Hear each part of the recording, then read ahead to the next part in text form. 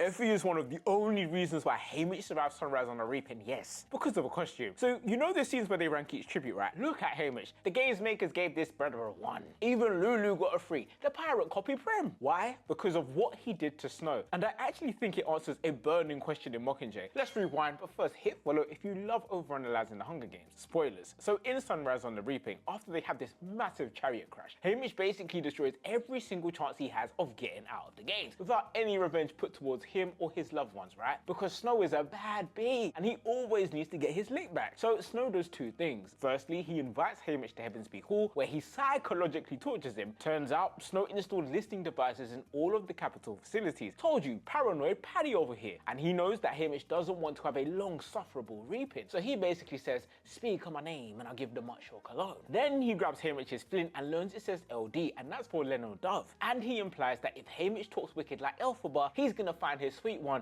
and make her sour. Secondly, I think he purposely poisoned Haymitch's designer. So you know they all dress up and look good before they talk to Caesar Flickerman, yeah? The man who looks like a cholo. You can increase your chances of getting sponsors, and you need sponsors to send you that rack-a-reds mid-battle, even if your score is in the gutter. This district got the full Magno Stiff, who was out here putting live serpents in outfits. His outfit plans for Haymitch would have had this man looking like a Spider-Man villain. Now, he did get in trouble a few years before for putting tributes in the equivalent of Halloween bin bags, but we move. So on the night of the trial interviews, it said that this man was out cold from licking toads. But a key detail we know about Snow is that he won't fight you. He would just put poison in your Weetabix and call it a day. Now, this left District 12 in a panic because they couldn't figure out how to style coal miners. Luckily, they had a woman called Proserpina. I swear, this universe is connected to Willy Wonka. Anyway, Proserpina called on cousin Effie, who had funeral-style clothes left over from the dark days. Feel free to follow to learn more about that. Effie had so much drip, she left 12 drowning in style. I'm talking leather boots,